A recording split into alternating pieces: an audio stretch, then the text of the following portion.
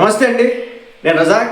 హిందూ దేవుళ్ళు నువ్వెందుకు దుర్మార్గంగా తిడుతున్నావు అని చెప్పేసి అడిగినందుకు సాటి హిందువుల మీదే అత్యంత దుర్మార్గమైన భాష ఉపయోగిస్తూ పిల్లి శాపనార్థాలు పెడుతూ పబ్బం గడుపుకుంటున్నటువంటి అన్వేష్ సీతాదేవిని, ద్రౌపది దేవిని, హిందూ దేవతామూర్తుల్ని, విగ్రహాల్ని, అలాగే పండితుల్ని, మంచి మాటలు చెప్పేటటువంటి వ్యక్తుల్ని చెప్పితే వాళ్ళ గురించి అతి కిరాతకంగా నీచంగా మాట్లాడేటువంటి ఈ వ్యక్తి గురించి నేను కొంతమంది నెగిటివ్ కామెంట్లు చేసినారనమాట. సీతాదేవి గురించి మాట్లాడారని.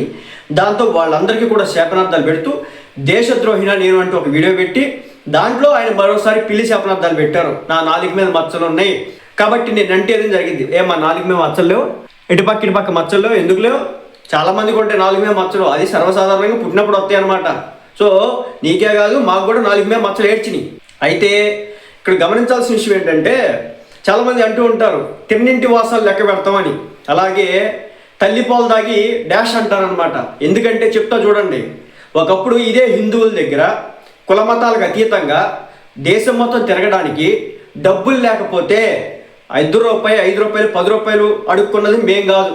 ఈ రోజు వరకు నేను మళ్ళీ చెప్తున్నా, ఈ రోజు వరకు సబ్స్క్రైబర్ల దగ్గర నుంచి కావచ్చు, బయట వాళ్ళ దగ్గర నుంచి కావచ్చు, ₹1 కూడా ఇప్పటివరకు నేను ఎప్పుడు తీసుకోలేదు, అడగలేదు కూడా. నువ్వు అడిగావు కదా, నెంబర్ 1.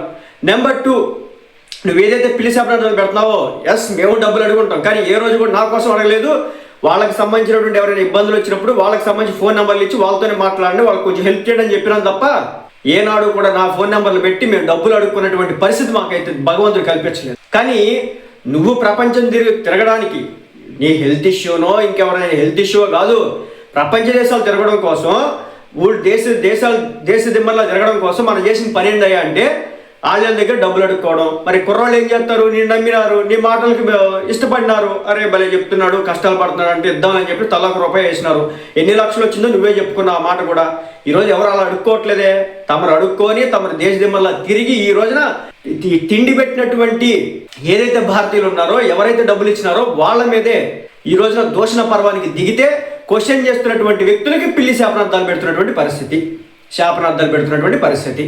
అదేమంటే నాకు 4 మచ్చలోనే నేను దేశద్రోహిన, నేను మహాభారత కావ్యాన్నే చెప్పేశాను, రామాయణం గురించి రేపమ్మ మొదలెట్టబోతున్నాను, నేను నికార్సైన హిందువుని అని చెప్పేసి చెప్పడం అయితే జరుగుతుంది. నువ్వు ఇన్ని దరిద్రపు శాపనార్థాలు పెట్టినా చెప్పినా కదా, నా ఛానల్ నీ ఫోటో వేయడానికి కూడా నాకు ఇష్టం లేదు, నీ ఫోటో కూడా వేయడానికి ఇష్టమే లేదు. ఎందుకంటే నేను అటువంటి ఫోటో వేసుకున్నా కానీ దరిద్రం నా ఛానల్కి ఇప్పుడు. ఎందుకంటే రాత్రి అతని గురించి నాకు తెలిస్తే ఆశ్చర్యపోయినా అనమాట, మామూలుగా కాదు. ఒక్కో స్టోరీ చెప్తా ఉన్నాడు. ఒకప్పుడు అలా డబ్బులు అడిగాడన్న, ఒకప్పుడు ఇలా డబ్బులు అడిగాడన్న, అది జరగడమే కాకుండా అన్న పాప మా యూట్యూబర్లందరినీ కూడా దెబ్బ కొట్టినాడన్న, అలాగే ఎవరైతే ట్రావెలర్ యూట్యూబర్స్ ఉంటారో వాళ్ళందరినీ నెత్తినెక్కినాడన్న, అలాగే పాపం సోషల్ మీడియాలో ఎవరికైతే వ్యూవర్షిప్ బాగా వచ్చిందో వాళ్ళని పిన్ పాయింట్ చేసి వాళ్ళని టార్గెట్ చేసి వాళ్ళ వ్యూవర్షిప్ని దిగజార్చేయడం. ఓడి అమ్మ ఇంత చేసినాడు ఈ మనిషి అని చెప్పేసి నాకు రాత్రి తెలిసిన తర్వాత అర్థం కానటువంటి పరిస్థితి. ఎప్పుడైతే నువ్వు టచ్ చేసినావు, టార్గెట్ చేసినావు, నువ్వు శివాజీ వరకు మాట్లాడేసి ఉంటే ఓకే, అందరూ మాట్లాడతారు, కొంతమంది మాట్లాడతారు, అట్లా మాట్లాడినట్లే అని అనుకునేవాళ్ళం. కానీ నువ్వు శివాజీ తల్లిని టార్గెట్ చేసినావు, ఆ అమ్మని లమ్ అని చెప్పేసి నువ్వు బూతు మాట్లాడినావు. ఆ తల్లిని నువ్వు ఎందుకు చెప్తావు? నీకు ఎవడ హక్కు ఇచ్చినాడు? మీ అమ్మగారిని ఏదైనా ఒక మాట అంటే ఆ పాప మాకే తగిలిద్దులండి. ఆ మాట అనడానికి మనసులో కూడా ఊహించుకోవడానికి నాకు దరిద్రంగా ఉంటుంది. ఎందుకంటే పాపం తగిలితే ఏదో ఒక రూపేనా మాట ఎక్కడికి పోతుంది, ప్రతిదీ రికార్డ్ అవుతుంది, కర్మ అనేది ఒకటి ఏడ్చిద్ది, అది కొట్టిద్ది అనమాట. సో స్టార్ట్ అయింది, మనోడికి సినిమా స్టార్ట్ అయింది. నెంబర్ 1. నెంబర్ 2 ఏంటంటే, హిందువులు కళ్ళు తెరవరా అట్లీస్ట్ కళ్ళు తెరిచినారు ఆయన, కామెంట్ల రూపంలో తెలియజేసినారు, అన్ఫాలో చేస్తామన్నారట, అన్సబ్స్క్రైబ్ చేస్తున్నారట. గుడ్, బాగుంది. మళ్ళీ చెప్తున్నా, హిందూ మతాన్ని ఆచరించేటటువంటి మహిళలు ముఖ్యంగా మీరు బయటికి రావాలి. ఆ వ్యక్తి 4 గంటల పాటు ఏదో లైవ్ పెట్టినాడట. దాంట్లో నువ్వు నీ మొగుడిని నీ ఇష్టం వచ్చినట్టు చేసుకుని, నీ ఇష్టం వచ్చినట్టు తిరుగు, నీ ఇష్టం వచ్చిన బట్టలు వేసుకో, నీ ఎవరు వేసుకోవద్దన్నాడమ్మా, మీ ఇష్టం వచ్చింది వేసుకుని మేమే చెప్తున్నాం, మేము ఎవ్వడం ఆపట్లేదు ఇక్కడ, నువ్వు అదే వేసుకోవాలని చెప్పి ఇక్కడ ఎవరు డిక్టేట్ చేయట్లేదు. ఒక మంచి మాట చెప్తే ఆ వ్యక్తి శివాజీ గారి తల్లిని దుర్భాషలాడమే కాకుండా ఈ అంశంలోకి గరికపాటి గారిని కావాలని తీసుకొచ్చి ఎప్పుడైతే నువ్వు తీసుకొచ్చినావు అప్పుడే అయిపోయింది నీ చరిత్ర. పండితుడితో పెట్టుకుంటే 10 మందికి మంచి మాటలు చెప్పేవాడితో పెట్టుకుంటే, మంచి జ్ఞానం మంచివాడితో పెట్టుకుంటే కొన్ని కుటుంబాలు ఈ రోజున బాగుపడుతున్నాయి. అంటే అలాంటి వ్యక్తులు, కోడళ్ళు అత్తల మధ్య సత్సంబంధాలు ఎంతో కొంత బలంగా ఈ రోజున హిందూ ధర్మం ప్రకారం ఉన్నాయంటే ఆ వ్యక్తులే కారణం అని చెప్తాను నేను. అలాంటి వ్యక్తిని పట్టుకొని నువ్వు దుర్భాషలాడటమే కాకుండా ఈ రోజున రోడ్డుకి ఎక్కే కామెంట్లు చేస్తే మొత్తానికి అనుకున్న సాధించినారు. విహెచ్పి వాళ్ళు రంగంలోకి దిగినారు. విశ్వ హిందూ పరిషత్ మీకు ప్రత్యేక అభినందనలు. ఎందుకంటే గుర్తుపెట్టుకోండి, ఎప్పుడైనా సరే ధర్మం ప్రకారమే నడవాలి. ధర్మంలో లేకపోతే కనుక ఆఫ్రికన్ దేశాల్లో ఏ విధంగా అయితే విచ్చలవిడితనంగా మారిపోయిందో వాళ్ళకేముండదు, రోజు దోపిడీనే. ఈరోజు ధర్మం ఉంది కాబట్టే హిందూ ధర్మం ప్రకారం పక్కనోడి ఆస్తిని మనం తీసుకోవాలన్నా, పక్కనోడి రూపాయిని మనం తీసుకోవాలన్నా ఏదో చిన్న చిత్తగా 10 రూపాయల పావులా, లేదంటే వ్యాపారంలో 5 రూపాయలు 10 రూపాయల వరకు అవన్నీ సర్వసాధారణం అండి. కానీ ఒకటి బంగారం దొంగతనం చేయాలనో, దోపిడీ చేయాలనో, రోడ్డు మీద వెళ్ళినప్పుడు లాక్కోవాలనో, ఒక మనిషిని హింసించాలనో, వాళ్ళ యొక్క ఒంటి మీద ఉన్నటువంటి బడ్డల్ని గుంజాలంటే ధర్మం అనేది ఒకటి ఉందిరా. కర్మం అనేది నిన్ను వదిలిపెట్టదురా, నిన్ను వెంటాడి ఈడ్చి కొట్టిద్దిరా, తరతరాలు అనుభవిస్తారా అని ధర్మం చెప్పడం కారణంగా ఒక తప్పు చేసే ముందు 1కి 10 సార్లు మీకు చెప్తా ఆశ్చర్యపోతారు. మన దేశంలో దొంగతనం చేసేవాడు కూడా దేవుడికి దండం పెట్టుకుని వెళ్తాడట. అది పరిస్థితి. అలా ఉంటుంది అనమాట కథ. అంటే దేవుడా ఇది దీనికోసం చేస్తున్నాడు, నన్ను కాపాడు స్వామి, దొరకకుండా ఉండు స్వామి అని చెప్పేసి మొక్కుంటాడంట. అట్లా ఉంటుంది అనమాట. అంటే ధర్మం అంటే భయం మన దేశంలో ఉంది కాబట్టే ఈ రోజున నేర చరిత్ర 140 కోట్ల మందిలో ఒక 20,000 రేపులు జరిగినాయి అంట లాస్ట్ ఇయర్. అతనే చెప్పినాడు. సర్వసాధారణం. అవన్నీ కూడా అందరి మనసులో ఒకలా లేవు. రేపిస్టులు అయితే 150 కోట్ల మంది రేపిస్టులు అయిపోవాలి కదా. సో ఎక్కడో ఉంది, నేను కాదనట్లా. తప్పుడు యాదవులు ఉన్నారు, తప్పుడు సన్యాసులు ఉన్నారు, తప్పుడు మహిళలు కూడా ఉన్నారు. ఆంధ్రాలో అయితే కొంతమంది మహిళలు అయితే కనుక ఏకంగా గ్యాంగ్స్టర్లా మారినారట. నేను వీడియో కూడా చూసిన తర్వాత నాకే ఆశ్చర్యం వేసింది. ఎట్టా కూడా మారినారు మహిళలని. ఉంటారు మంచోళ్ళు ఉంటారు, చెడ్డోళ్ళు ఉంటారు, అదములు ఉంటారు, దరిద్రులు ఉంటారు, అందరూ ఉంటారు. ఇప్పుడు కొంతమంది ధనవంతులు ఎలా ఉన్నారు, దరిద్రులు ఎలా ఉన్నారు కదా. కొంతమంది బాగా రిచ్ ఫెలోస్ ఎలా ఉన్నారు, అడుక్కునే వాళ్ళు ఉన్నారు కదా. సో కొంతమంది ఆరోగ్యం పుష్కలంగా ఉండి కొంతమంది అనారోగ్యంతో ఉన్నారు కదా. అట్లాగే మంచోళ్ళు ఏ స్థాయిలో ఉన్నారు, కొంతమేర దుర్మార్గులు కూడా ఉంటారు. దాన్ని తప్పట్టడానికి లేదు. అలాంటి వ్యక్తుల్ని తీసుకెళ్లి జైల్లో పెట్టడం, చంపేయడం ఏదో ఒకటి చేస్తూ ఉన్నాం కదా. కానీ ఈ వ్యక్తి ఇతను ఒక అతీతుడు అన్నట్టుగా నేను ఒక వీడియోలో మాట్లాడినట్టు అది ఒక క్లిప్ వచ్చి నాకు పడింది. ఏమంటున్నాడు, ఒక ఆమె అడిగింది అనమాట, ఒక మహిళ, ఒక అక్క అడిగింది, ఏమంటే మీరు ఇలా చెప్పడం ఎంతవరకు సమంజసం అంటే, నేను ఇన్ఫ్లుయెన్సర్ అండి, మీరు సామాన్యులు అన్నాడు. ఇప్పుడు ఈ ఇన్ఫ్లుయెన్సర్ అంటే ఏంటి? 10 మంది గుర్తుపట్టి ఇన్ఫ్లుయెన్సరా? నేను మైక్ ముందుకు వచ్చి మాట్లాడతాను, నువ్వు మైక్ ముందు వచ్చి మాట్లాడు, ఇంకోటి మైక్ ముందు వచ్చి మాట్లాడతాడు. నన్ను కూడా ఇప్పుడు దాదాపు 10-15 కోట్ల మంది చూశారు జనాభా. నా ఛానల్స్ అన్నిటి మీద దాదాపు 20 కోట్లు 25 కోట్ల దాకా ఉండుంటాయి. ఈ ఒక్క ఛానల్ దాదాపు 15 కోట్ల వరకు ఉండుంటాయి. చూశారు మమ్మల్ని. తెలుగు రాష్ట్రాలు అంటే ప్రపంచవ్యాప్తంగా అనేక దేశాల నుంచి వ్యూవర్షిప్ ఉంటుంది. ఎవ్రీ మంత్ కొన్ని లక్షల మంది జనాభా చూస్తూ ఉంటారు. అంటే ఒక మనిషిని పట్టుకొని నీకు వచ్చింది, నువ్వు రంగు ఇష్టం వచ్చినట్టు వాగుతావు కాబట్టి చెప్తున్నా కదా. బూతు పదాలు మాట్లాడినా 1-4 సార్లు ఆలోచించి మాట్లాడాలి.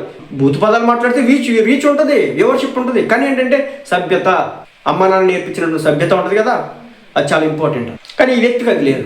మొత్తానికి తెలిసిన విషయం ఏంటంటే విశ్వ హిందూ పరిషత్ వాళ్ళు రంగంలో దిగారు.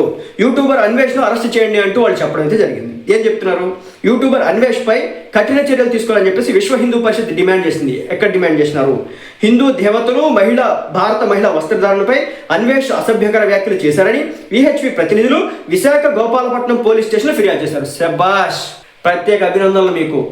గుర్తుపెట్టుకోండి, మతం మీద దాడి జరిగితే, విగ్రహం మీద దాడి జరిగితే, లేదంటే ప్రీచర్స్ మీద దాడి జరిగితే, తప్పనిసరిగా హిందువుల మీద దాడి జరిగితే, మన తప్పు లేకుండా ఎవడైనా దుర్మార్గం మాట్లాడితే అది ఏ మతముడైనా వదిలిపెట్టకూడదు. మనం ఏ మతానికి సంబంధించిన, ఇస్లాం మతంలో వేరే మతముడు వచ్చేసి ఇష్టం వచ్చినట్టు వాగినా మనం వదిలిపెట్టకూడదు.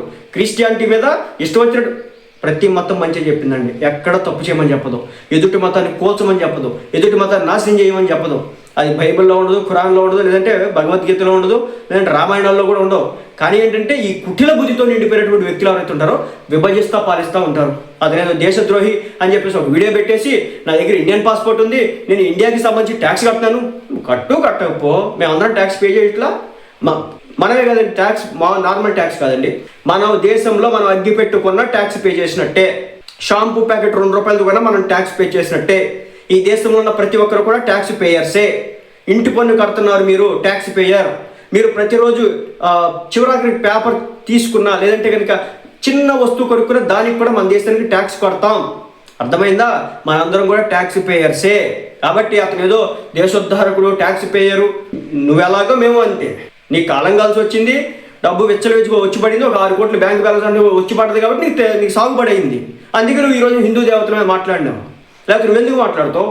సీతాదేవి టీషర్టా, ద్రౌపదీదేవి టీషర్టా, హిందూ దేవతల సంబంధించినటువంటి టెంపుల్స్ మీద విగ్రహాల గురించి మాట్లాడుతావు నువ్వు.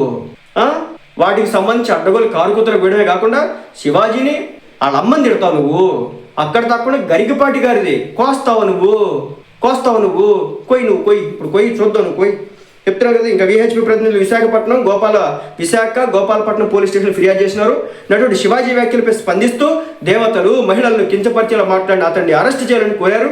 ఈ వ్యాఖ్యలతో అన్వేష్ ఇన్స్టాలో 1,00,000కు పైగా ఫాలోవర్లు కోల్పోయాడు. ఫాలోవర్స్ మ్యాటర్ కాదని చెప్తున్నా. ప్రతిదానికి కూడా ఒక విషయం అర్థం చేసుకోండి.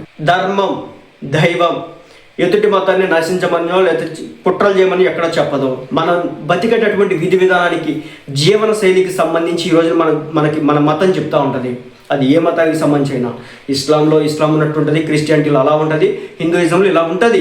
మన మతం మీద ఒకటి దాడి చేయడానికి వస్తే మన దేవతామూర్తులు తప్పు. ఈ దేవతామూర్తులు ఏం చేస్తున్నారు? సీతాదేవి ఏం చెప్తుంది మనకి?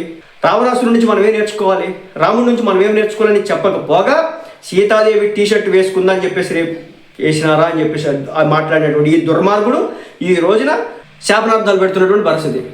మళ్ళీ చెప్తున్నా, నీకే కాదు నాకు కూడా, అందరికీ 4 మచ్చలు ఉంటాయి. ప్రతి మందిలో ఒకరికో ఇద్దరికో పచ్చని మచ్చలు అనేది ఉంటాయి. కాబట్టి నువ్వు అనుకోగానే జరిగింది, నేను అనుకోగానే జరిగింది అంటే కానీ ఈ భూమిలో మనమే సీఎంలు పిఎంలు అయిపోవాలా, ప్రపంచాన్ని నేలేయాలన్నమాట. ఓకే, కాబట్టి విహెచ్పి ప్రతినిధులు రంగంలోకి దిగినారట. మరి ఇతని మీద లుకౌట్ నోటీసులు ఏమైనా ఇస్తారా, లేదంటే దేశంలోకి రానని చెప్పేసి ఇందాడే చెప్పాడు ఒక వీడియోలో. నేను దేశంలోకి రాను, ఈ దేశంకి వస్తే కనుక భారతదేశంలో ఉన్నటువంటి హిందువులు ఎవరైతే ఉన్నారో నా పిల్లల్ని అత్యాచారం చేస్తారని చెప్పేసి చెప్పినాడు అనమాట. సో చూద్దాం ఎప్పుడు వస్తారో భారతదేశం.